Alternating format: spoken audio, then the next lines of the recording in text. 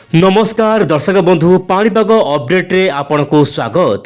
बंगोपसागर लघुचाप को लेकिन लगातार मॉडल माने अपडेट दबा आरंभ कर सारे एपटे एलिनो आसुची चलित वर्ष मौसुमी उपरे पड़ी पारे बड़ प्रभाव। दर्शक बंधु सैटेलाइट इमेज रे यह बयान होची कि आसुची पश्चिम झड़ यही सब राज्य रे हेबो वर्षा।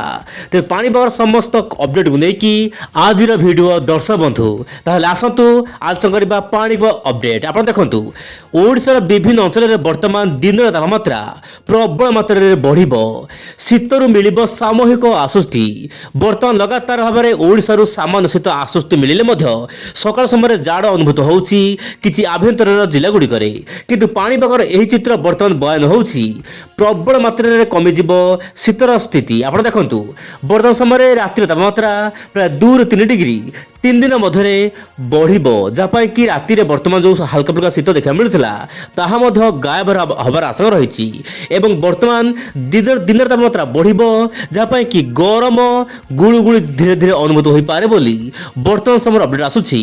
आम धीरे धीरे खरा दिन आड़ को जाऊे एवं वर्तमान समय दिन तापमात्रा बढ़ा गोटे प्रकार स्वाभाविक स्थिति।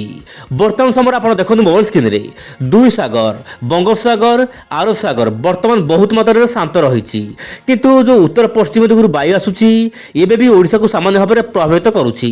उत्तर ओडिशार मयूरभंज हो कि उत्तर प्रदेश हो वर्तमान तापमात्रा सामान्य कम रही सकाल समय किंतु जहाँ पाणीपाग अपडेट देइछि वर्तमान समय पानी जो तापमात्रा को लेकिन दिन तापमात्रा बढ़ी जहाँ कि दिन में वर्तमान गरम गुळुगुळु अनुभूत हो पारे आगामी दिन मानकरे।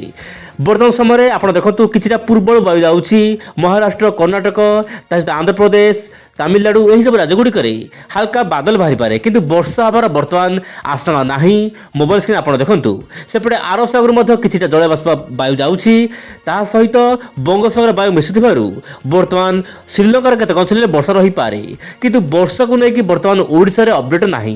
किंतु बड़ खबर कहूँ चाहिए मोबाइल स्क्रीन आप देखु ओ इंडिया चैनल माध्यम बंगोपसागर सृष्टि हो पारे लघुचाप। दर्शक बंधु जहाँ प्रभाव में ओडिशा रे आगामी दिन में वर्षा हेबो केते वर्षा हेबो केमिति रहबो वर्षा स्थिति मु कहबो चाहिबी हेले ता पूर्व आपण देखंतु संपूर्ण वायु चलन।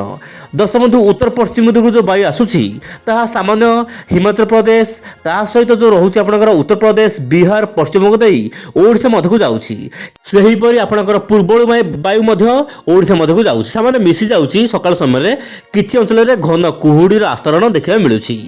मॉडल आकलन करुछंती विभिन्न मॉडल ता भितरु जेपीएस मॉडल एवं जेपीएस रो एआई मॉडल ए दुई मॉडल आकलन करुछंती वर्तमान समय बंगोपसागर लघुचाप को लेकिन लगातार भाव दर्शक बंधु यही दुई मॉडल आकलन करुछंती। आप मोबाइल स्क्रीन देखि पारथि वर्तमान समय श्रीलंका उपकूल में एक लघुचाप सृष्टि हो पारे प्राय 17 तारीख सुधा फेब्रुआरी 17 तारीख सुधा आप मोबाइल स्क्रीन देखु गोटे घूर्णिझड़ सृष्टि हो 18 कि 19 तारीख बेलू यह लघुचाप रूप नहीं पारे बोले जीएफएस मॉडल कहूँ किंतु मु कहबो चाहिबी यही अपडेट परिवर्तन हो पारे।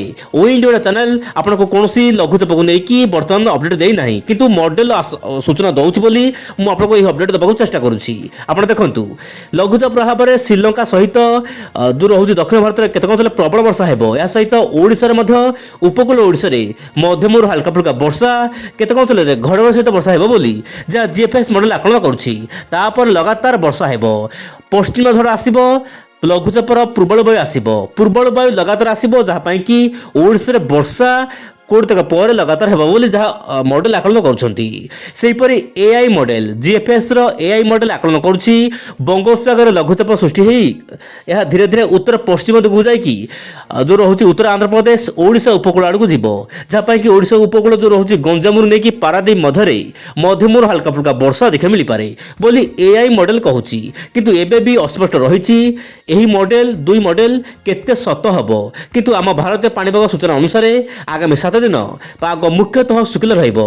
दर्शक बंधु स्पेशल सूचना देବାକୁ चाहिए भारतीय पाणीपाग सूचना को आपण फॉलो करंतु आम भारतीय पाणीपाग जहाँ भी सूचना दौची ताहा ही वर्तमान समय ठीक किंतु मॉडल को आम भूल भाविबानी आगामी दिन परिवर्तन हो पारे केते परिवर्तन हबो देखबार कथा। आज पाए नमस्कार जय जगन्नाथ।